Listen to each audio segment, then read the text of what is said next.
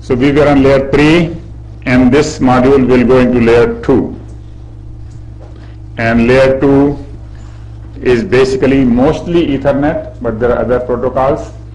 Before we get into Ethernet, we talk about different things that can be done in the data link, and then we will talk about error detection one more time, and then multiple access, bridging, and then after Ethernet we will talk about point-to-point protocol, which is PPP and MPLS.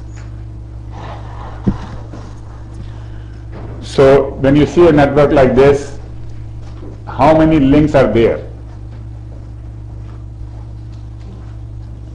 How many links? Okay, there are 2 links. So one is this link, which is point-to-point, and this is another link, except that it is point-to-multi-point.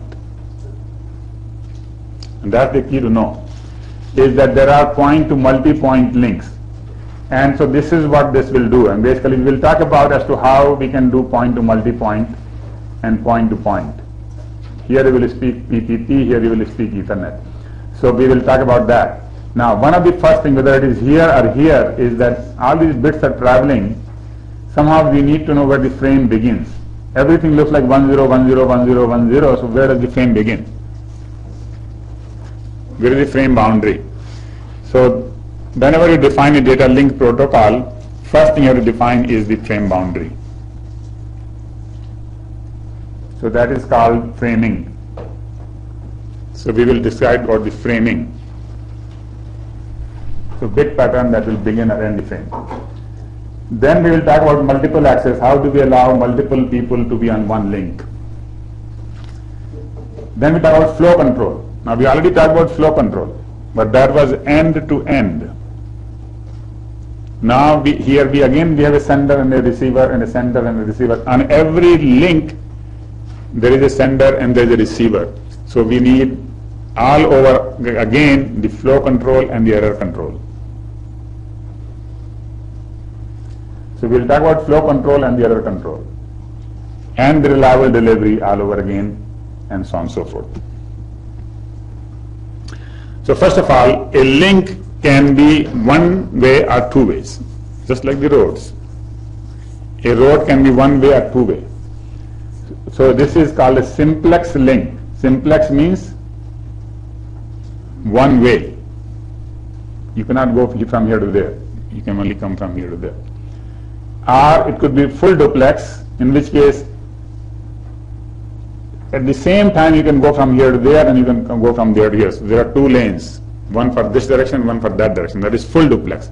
But some links are not like that. Some links are like this, where you go in one direction for a little while, and then you stop that traffic, then you can go in the other direction, then you stop that traffic, then you can go in this direction. That is called half duplex. It's 2-way, but only one way at a time. Right? There are links like that too. Alright, so now we understand the duplexity of the link. Now we talk about error detection. And we have talked a lot about error detection. We will talk a little bit more now. First is parity. So one way to detect error is that every bit that we send, every byte that we send, we add a bit which protects those bits here. So for example, we can add a 9th bit, and 9th bit is 0 or 1 to make an odd parity or even parity. Odd parity means the total number of ones is odd, and even parity means the total number of ones is even. So here we want to send 1 0 1 1 1 1 0 1 0, and how many ones are there? 1 2 3 4 5. So we already have odd number of ones, so when we add the 9th bit, we leave it 0. Right? On the other hand, we want to send 0 0 1 1. This is also a 0. Now let me take another example where you take some bits which was not there, then we will add a 1 there in the parity bit. So make sure that every 9-bit combination has an odd number of ones. Why it is good? Because if something changes, for example, if this bit changes, bit 1 changes from 1 to 0, we will know right away. because we will count the number of ones, and the number of ones is even, so we know this byte is in error. Yeah. Then you won't detect it. So a parity can detect 1-bit error. 2-bit error will not be detected. So here is a 2-bit error. There are 2 bits errors, and then the number of ones is odd, and we'll say it's fine. Okay, so 2-bit errors will not be detected. What about 3-bit errors? 3-bit errors may or may not be detected. Depends, what got changed to what. Right? So you cannot really count on 2 and 3 or 4 or anything. The only thing you can count on is 1-bit error. And there is no difference between odd parity and even parity. You can use either one, they have the same power.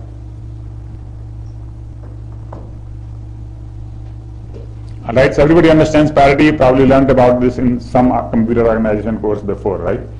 But we talk about memory, because this is used mostly for memory rather than anything else. Now you can make it stronger. How you can make it stronger? You can have 2 parity bits. You can have 1 parity which covers every byte, and you can have 1 parity which covers all the bytes. So you have a horizontal parity and the vertical parity, row parity and the column parity. Right? Now, depending upon what is even or odd, you could just put these extra bits accordingly, and when something goes wrong, then you will know, because this bit will not match and that bit will not match. So with this, you can have even single bit correction. Not only detection, you can correct single bit errors. Because now you will know that this bit got into error, and therefore this, you just flip that bit to 1. So with this kind of what we call longitudinal parity, 2-dimensional parity, we can correct single bit. And this is not the end of this whole thing. You could have multiple row parity bits. You could have 2 or 3 or 4 or 5 bits here with different combinations for different, actually that is where we get into some Galois fields and polynomials to figure out how to put those bits. They're not very simple counting ones or zeros. And then you can correct the errors. And that is what is done in ECC. ECC is the error correcting code memory. In the memory, you have ECC memory. Alright, so we are not going to use any of that. What we are going to use is more of a division method. And this division method is similar to what is done to protect your credit card numbers or your account numbers. If you give your bank account number to your bank, and they will right away tell them this account number is wrong because we never assign a number like that. Why?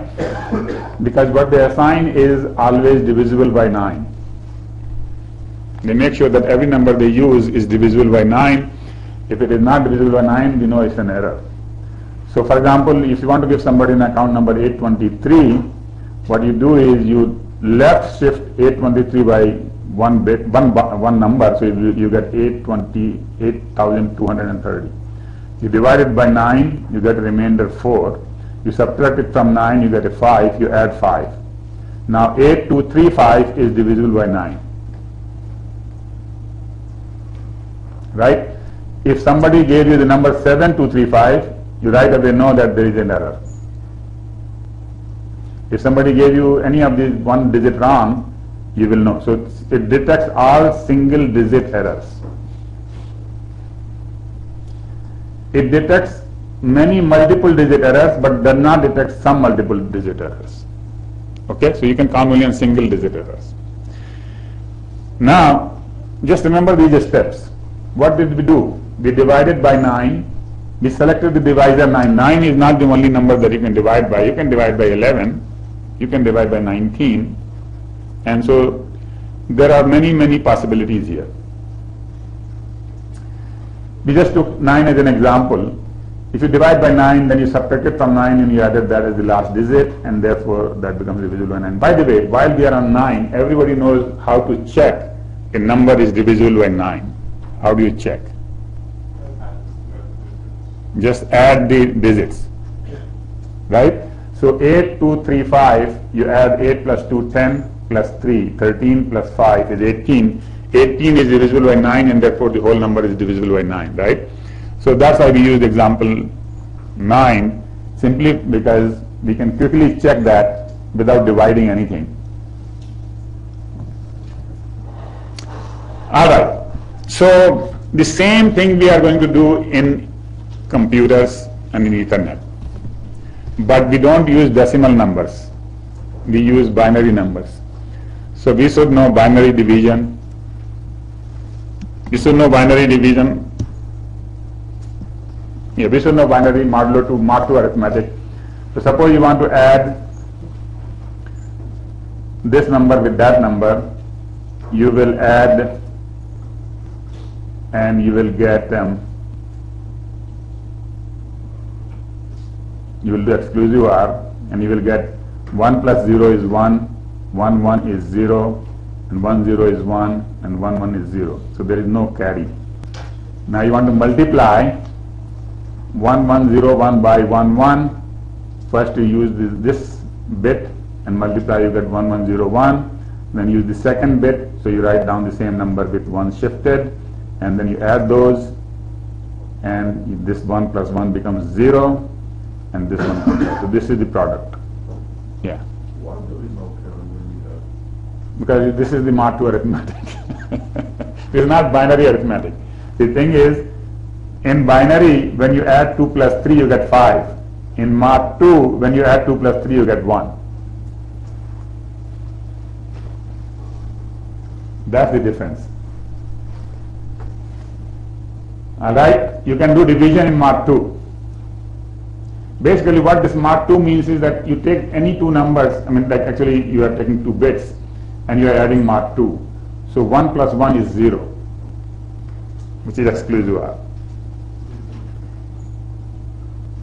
Alright, everybody understand the difference? So you cannot just take the number, put it into your calculator and get it. You've got to do it bit by bit by bit. Okay, so let's do the division, and this is important because this is all going to be in the exam, right? So, yeah, question. Do the multiplication, there is also no carry? No carry, yeah, no carry. But you shift the position here, and then you added the numbers. When you add, there is no carry. And the subtraction is same as the addition. So whether you add 2 to 3 or you subtract 2 to 3, you get the same number. Now let's do the division. So we want to divide 1 0 1 0 by 1 1. Because both of the first bits are 1, we put a 1 there and we subtract 1 1. And now we subtract the same thing as exclusive OR. Right? So this gets cancelled out, and then you get a 1, and then you take one more 1 from here, and then you get 1 more times 1, and then you get a 0. You put a 0 there, and you got a remainder 0. So it's very important that you practice mod to division,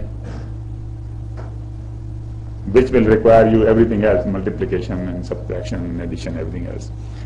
But if you can do mod to, yeah. Can you go through the example one more time? Yeah, division one more time.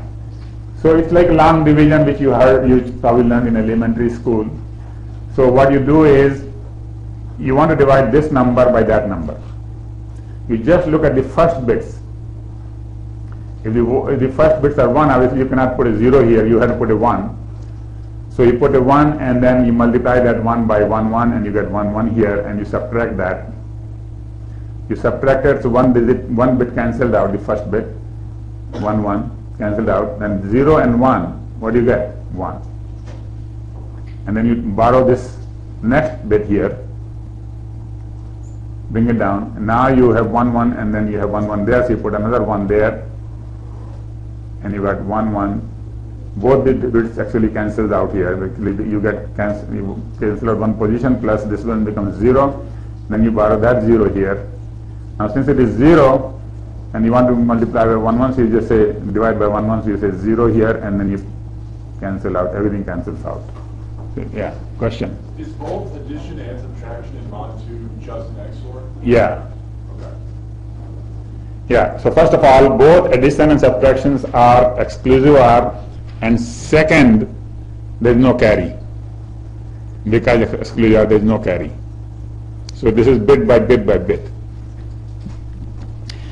Alright, so this is what the CRC is all about. So in Ethernet and in Wi-Fi and everything else, we use CRC, Cyclic Redundancy Check. And cyclic redundancy check is nothing but a division, a mod 2 division. So what we do is we select a number, and let's say we selected this number 110101. It's not 9, it's some number.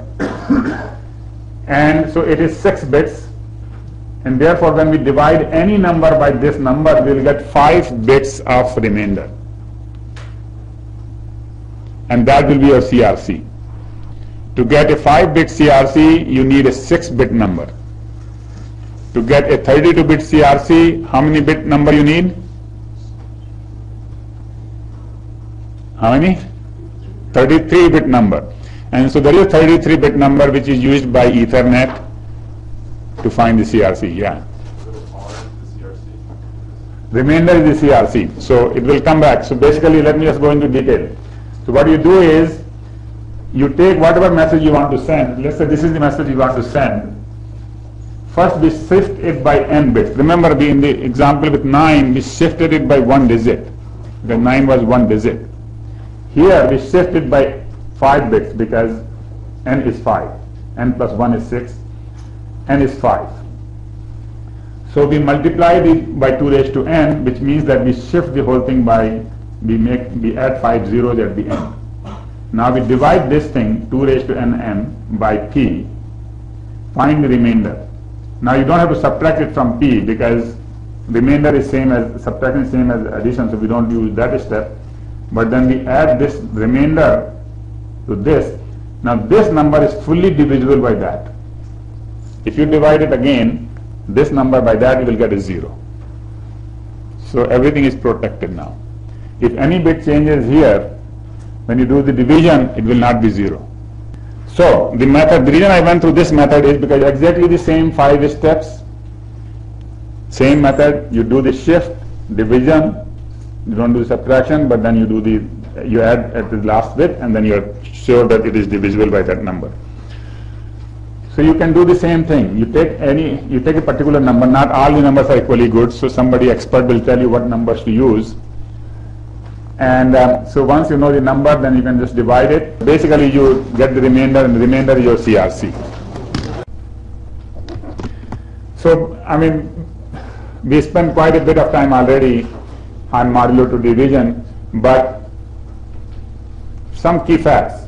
First of all, that whatever divisor you select, you get a CRC which is 1 bit less. If you select a 33-bit divisor, you get a 32-bit CRC. If you select a 13-bit divisor, you get a 12-bit CRC. Okay? If you want to get an 8-bit CRC, what is the size of the divisor? 9-bit. And all of these are used, by the way. There are some protocols that use 8-bit CRC. There are some protocols that use 6-bit CRC. There are some protocols that use 12-bit CRC, there are some protocols that use 16-bit CRC, and obviously 32-bit CRC. So your divisor has to be 1 bit more than the CRC length. Second fact is that whatever divisor you select, whatever number of CRC bits you want, you have to add that many number of bits at the end before you divide. So if I give you a message, you should remember to add the digits zeros. If you don't add, you will get the wrong answer. Alright, so if I give you this divisor and this message, first thing you say is, okay, this is 6 bits, I have to put 5 zeros there. Once you get the 5 zeros, then you start dividing step by step by step by step. When you have nothing more to borrow, you stop. Alright, so you can count how many steps there are. 1, 2, 3, 4, 5, 6, 7, 8, 9, 10. And you can count how many bits there are. Basically, that will be related to these two numbers, because this will be, let's see, 1, 2, 3, that's 3, 6, 10. There are 10 bits in the message. Okay, so you can check that you finished all the bits and didn't skip any error, made any error. Okay, after you've done this, then you can do the same thing at the receiver. At the receiver, you get this number. The message comes back with the CRC filled in.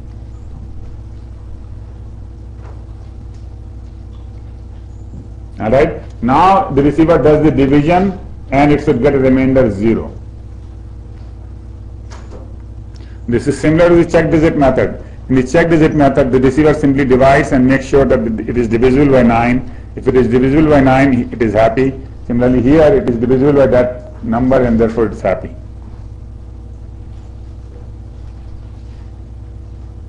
Okay? All right? So you should be able to do both. First get a CRC and then check it that it is correctly done. All right. So that's the end of that. And so 4 things we learned, 3 things we learned. First thing is that the parity bit can detect 1 error. If you have more than parity bit, then you can correct some errors. So 1 bit parity cannot correct 1 error. It can just detect 1 bit error. And then we learned how to do multiple by longitudinal and the vertical and horizontal parities. We can do multi-bit, and you can do actually 1 bit correction. And then for error detection, we can use a prime number. Here, when we talk about the decimal numbers, we talk about the prime numbers, and they provide a good error detection. However, we are not talking about the decimal numbers, we are talking about the binary numbers, and for that we use CRC. Now, another fact about CRC is, and we are really just touching the tip of the iceberg here, is that it is very easy to do in the hardware. It's trivial to do in hardware, it is difficult to do in software, but it's trivial circuit that can do CRC. So that's why when you have high speed things like Ethernet or anything which runs at gigabit and multi-gigabit, they use CRC and not the checksum. Checksum is software, CRC is hardware.